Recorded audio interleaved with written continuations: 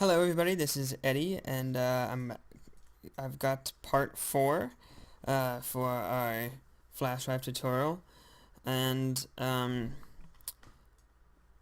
this will probably not be the last one, but we are getting pretty close. So, if you haven't done much with 3D before, I think you can start to see how much work it is to do even a little thing. But it's totally worth it because it gets easier as you get better, and it's a lot of fun. But anyways, back to the tutorial. I was just moving some of these vertices here because it looked like it was too smooth for my liking. Okay, so in the last part we did the materials, and I was gonna do a test render. And oh, by the way, it's been a while since I've recorded another one, so I actually opened up a file that was named flash drive, and it had a completely different model inside of it and no flash drive. And I think this is the one we were using. It looks like it is, so that's good. But it might not be. No, I'm like 100% sure it is now though.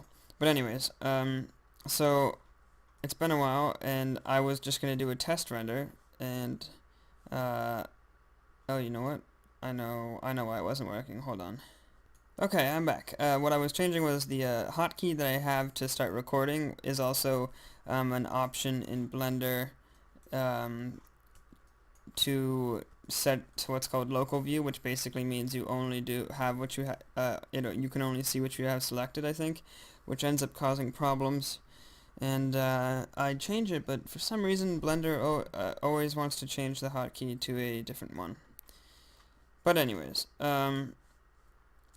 yeah, so I changed it back, and so I went to do a test render, and I got this error for no camera. I think I deleted it somewhere along the way. I think if I haven't deleted it for some other reason, then I think you all should have it on yours, and if not, then I'm not sure what I did. But anyways, so what we're going to do is we're going to add a camera and then do a test render. So Shift A, add, and then go down to camera, and it should be where the 3D cursor was, and I'm going to press Alt R to clear the rotation. So it gonna sets it back to whatever the object's default rotation is, and for a camera that is straight down. So if we just dragged this up and we rendered it, we're just gonna get a black little whatever this is, with a black flash drive, I guess, and that's because there's no lights. So I'm gonna do Shift A, and I'm going to add lamp and point. So a point lamp is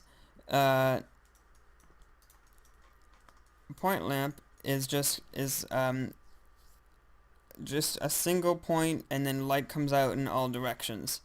So yeah, that's one kind of lamp, and I'll go through the rest. The sun, you can see it's got a dotted line, and what that means is that light is just going to come from that direction, not from the point, just from that direction. A spotlight is exactly what it is in the real world.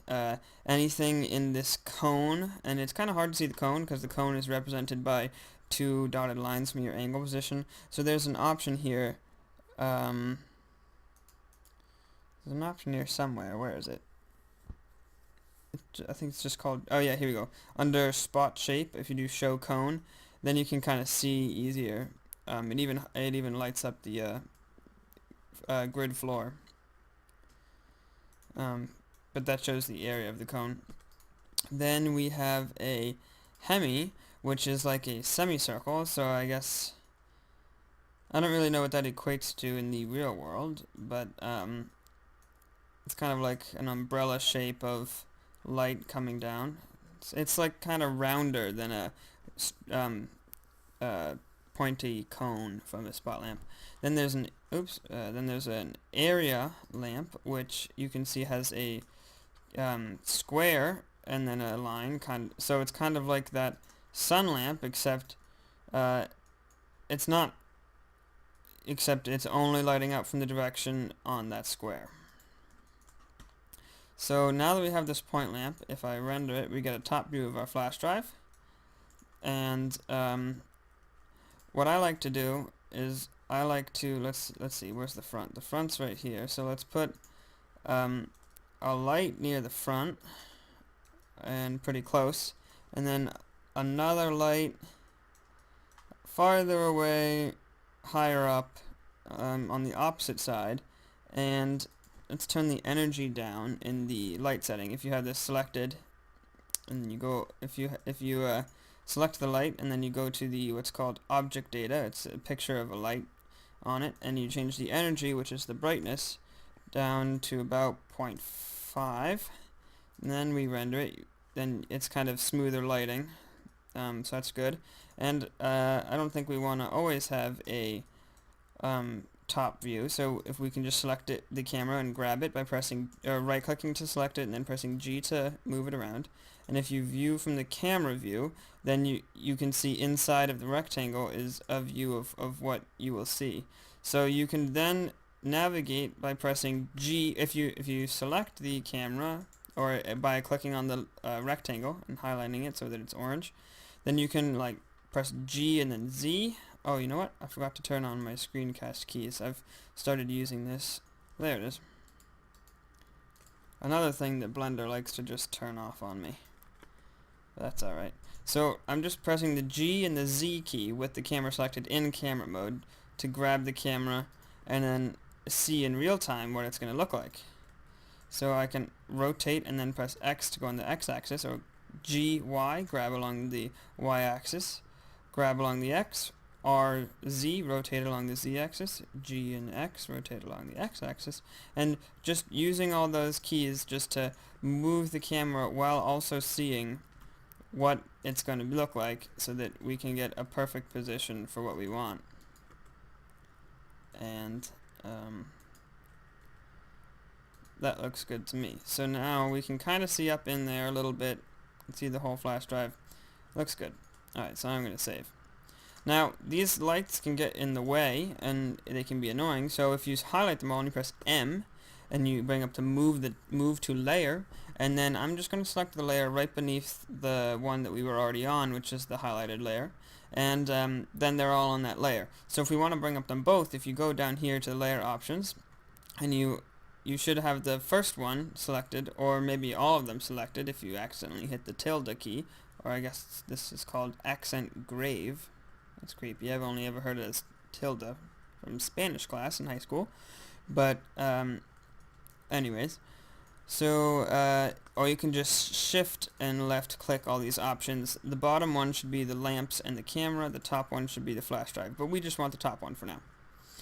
Okay, so anyways, we unwrapped this last time.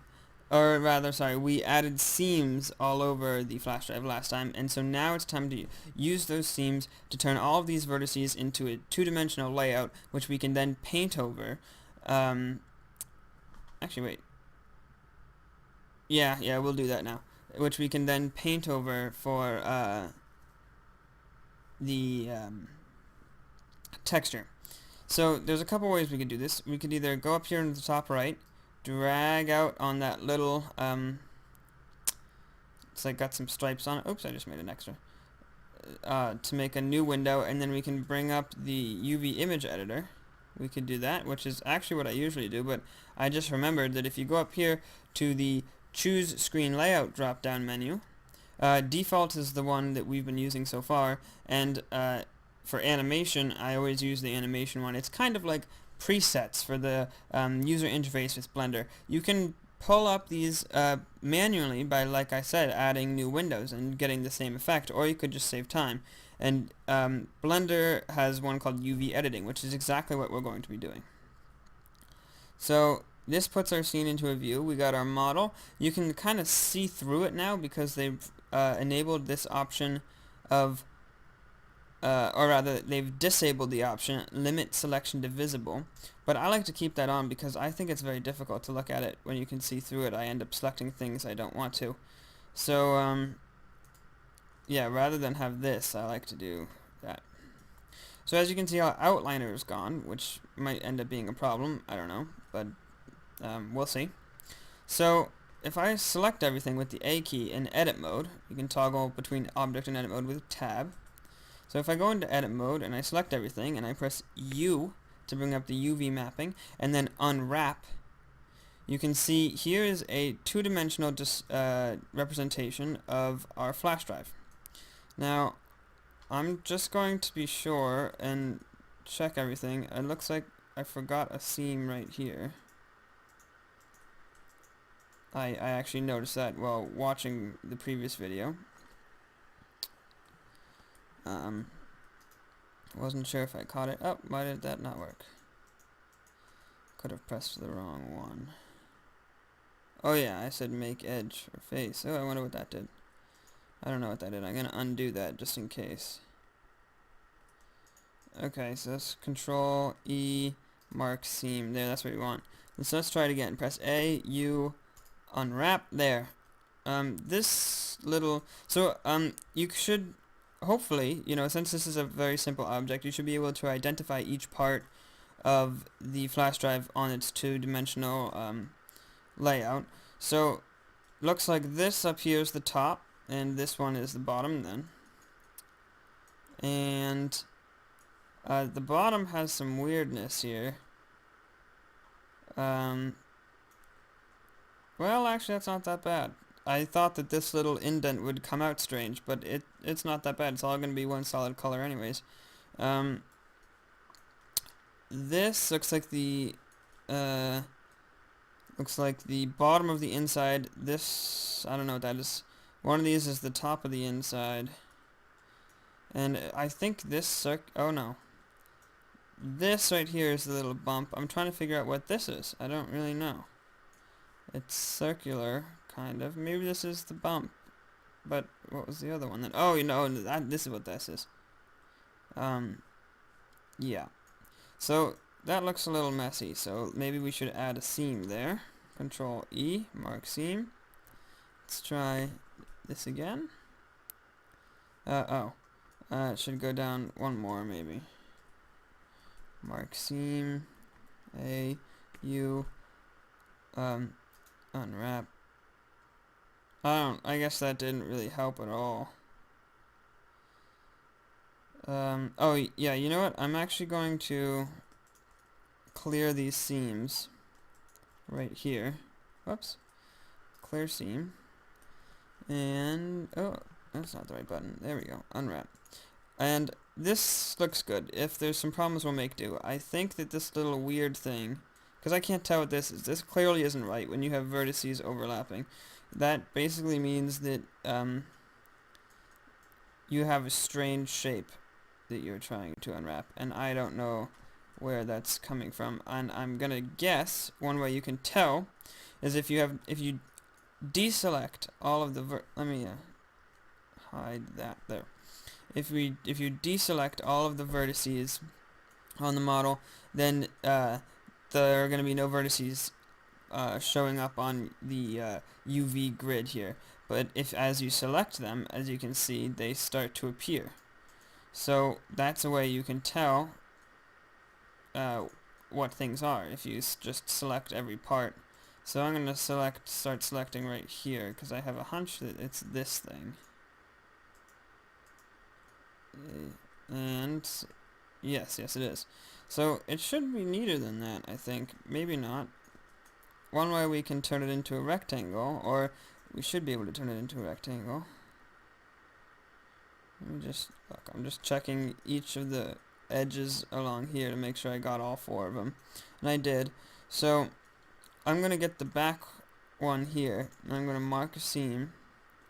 And what we're gonna do is we're going to unwrap it with this extra seam so that, mark seam, when we unwrap it, it's going to be a rectangle. Perfect, that's very neat. Okay, so now I think that's enough unwrapping. Time to get to the actual texturing part.